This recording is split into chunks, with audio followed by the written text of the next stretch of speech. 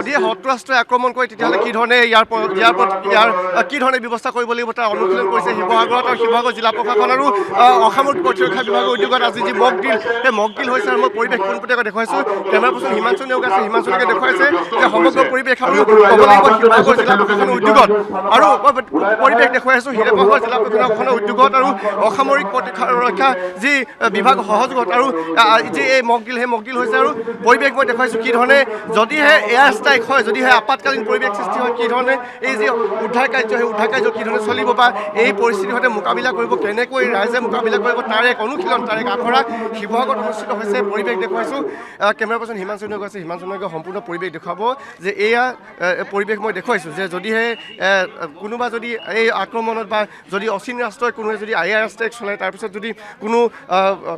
আঘাতপ্ৰাপ্ত হয় তেওঁলোকক কি ধৰণে উদ্ধাৰ কাৰ্য চলিব এয়া পৰিৱেশ দেখুৱাইছে যে উদ্ধাৰ কৰিছে আহতসকলক এই ধৰণে চিভিল ডিফেন্সৰ যিসকল জোৱান আছে তেওঁলোকে লৈ গৈছে তেওঁলোকে এই যি তেওঁলোকক যি পৰিৱেশটো আমি দেখুৱাইছোঁ ক'ব লাগিব যে শিৱসাগৰ জিলা প্ৰশাসনৰ উদ্যোগত আৰু অসামৰিক প্ৰতিৰক্ষা বিভাগৰ সহযোগত এই যি মক ড্ৰিল সেই মক ড্ৰিল হৈছে পৰিৱেশ দেখুৱাইছোঁ আৰু ইতিমধ্যে ক'ব লাগিব যে আন্তঃৰাষ্ট্ৰীয় পৰ্যায়ত যি যুদ্ধকালীন পৰিৱেশ সৃষ্টি হৈ আছে সেই তাৰ পৰিৱেশত যদি কেনেবাকৈ ভাৰতত যদি তেনেকুৱা এক পৰিৱেশ সৃষ্টি হয় বা অসমত যদি এক পৰিৱেশ সৃষ্টি হয় শিৱসাগৰ জিলাখনত যদি তেনেকুৱা এক যি বিশেষ পৰিৱেশ যদি সৃষ্টি হয় বা আপাতকালীন যি পৰিৱেশ যদি সৃষ্টি হয় কি ধৰণে মোকাবিলা কৰিব তাৰ এক প্ৰস্তুতি তাৰ এক আখৰ আজি চলিছে শিৱসাগৰ নগৰৰ সমীপৰ যি কেন্দ্ৰীয় বজাৰ সেই কেন্দ্ৰীয় বজাৰত এই পৰিৱেশ মই দেখুৱাইছোঁ আৰু এয়া মই দেখুৱাইছোঁ যে যুদ্ধকালীন সময়ত বা আপাতকালীন সময়ত কি ধৰণে এই উদ্ধাৰ কাৰ্য চলিব তাৰ এক পৰিৱেশ আমি পোনপটীয়াকৈ দেখুৱাইছোঁ এয়া আঘাতপ্ৰাপ্তসকলক চিভিল ডিফেন্সৰ যিসকল জোৱান তেওঁলোকে লৈ আহিছে তৎকালীনভাৱে কি ধৰণে উদ্ধাৰ কৰিছে পৰিৱেশ দেখুৱাইছোঁ এয়া পৰিৱেশ দেখুৱাইছোঁ আৰু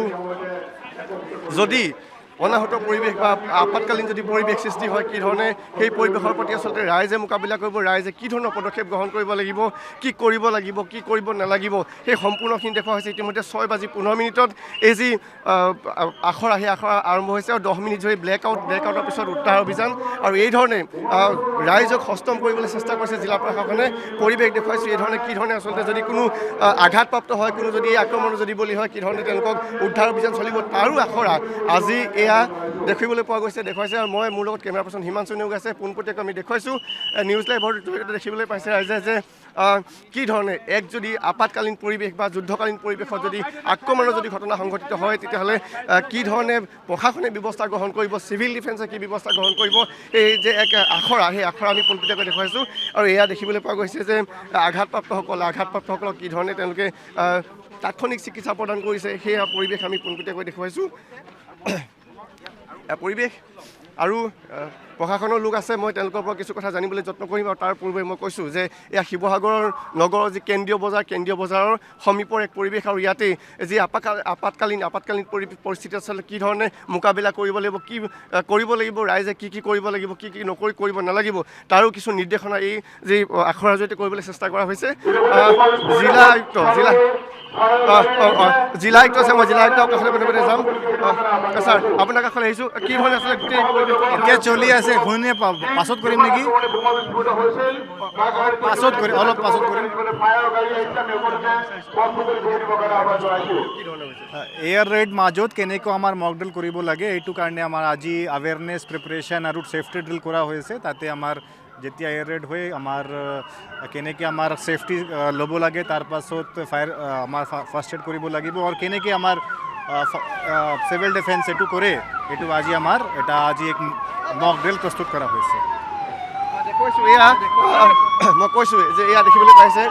ফায়াৰ ব্ৰিগেডৰ গাড়ী ইতিমধ্যে আহিছে এম্বুলেঞ্চ আহিছে সকলো সাজু হৈছে আৰু এই ধৰণে আজি যি বিশেষ যি এই আখৰা সেই আখৰা দেখিবলৈ পাইছে যে পোনপটীয়াকৈ আমি দেখুৱাইছোঁ চিভিল ডিফেন্সৰ যিসকল জোৱানসকল আহিছে পোনপটীয়াকৈ এক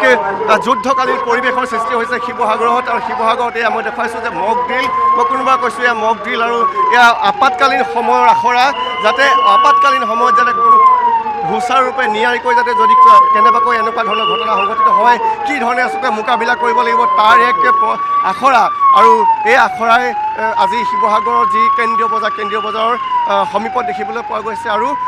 জিলা প্ৰশাসন জিলা আৰক্ষী আৰু সমান্তৰালভাৱে চিভিল ডিফেন্স সকলোৱে আজি একগোটভাৱে উমৈহতীয়াভাৱে এই মক ড্ৰিল বা এই যি যুদ্ধকালীন পৰিৱেশৰ যি আখৰা সেই আখৰা চলাইছে আৰু বৰ্তমান সময়ত যদি কওঁ আঘাতপ্ৰাপ্তসকলক কি ধৰণে উদ্ধাৰ অভিযান চলাব লাগিব সেই যি পৰিৱেশ সেই পৰিৱেশ ইয়াতে ৰচনা কৰা হৈছে আৰু ক'ব লাগিব যে মই কৈছোঁ যে আন্তঃৰাষ্ট্ৰীয় পৰ্যায়ত আন্তঃৰাষ্ট্ৰীয় আচলতে প্ৰেক্ষাপটত কিছু যুদ্ধকালীন পৰিৱেশ আৰু তাৰ পৰিপ্ৰেক্ষিতত কেনেবাকৈ যদি ভাৰতত এই পৰিৱেশ যদি সূচনা হয় কি ধৰণে মোকাবিলা কৰিব লাগিব তাৰে আখৰা আৰু চিভিল ডিফেন্সৰ লোক আছে মই আপোনাৰ কাষলৈ আহিছোঁ কি ধৰণে আজি গোটেই কাৰ্যসূচী ৰূপায়ণ কৰা হৈছে কাৰ্যসূচীটো আচলতে এয়াই অন্যগতে আমাৰ জনসাধাৰণক সজাগ কৰিব লাগে আৰু কেনেধৰণে আমাৰ লাইন ডিপাৰ্টমেণ্টখিনি একেলগে আমি কাম কৰিব লাগে যুদ্ধৰ সময়ত বা এয়াৰ ৰেইডৰ সময়ত গতিকে তাৰ ওপৰতে আজি আচলতে ৰিহাৰ্চেল হৈছে এইটো এটা আমাৰ আচলতে অসামৰিক প্ৰতিৰক্ষা তথা চিভিল ডিফেন্সৰ এইটো এটা ৰুটিন ৱৰ্ক প্ৰত্যেক বছৰে দুবাৰকৈ আমি পাতোঁ গতিকে এইটো আজি মে'ত হৈছে নেক্সট আকৌ পিছৰটো আমি নৱেম্বৰত পাতিম গতিকে আমাৰ গৃহ মন্ত্ৰালয় ভাৰত চৰকাৰৰ গৃহ মন্ত্ৰালয়ৰ তৰফৰ পৰা আৰু আমাৰ অসম চৰকাৰৰ হোম এণ্ড পলিটিকেল ডিপাৰ্টমেণ্টৰ পৰা আৰু আমাৰ ডাইৰেক্টৰ জেনেৰেলৰ যিটো নিৰ্দেশ আছে সেইমতে আমাৰ জিলা আয়ুক্ত মহোদয়ৰ নিৰ্দেশত মই চিভিল ডিফেন্সৰ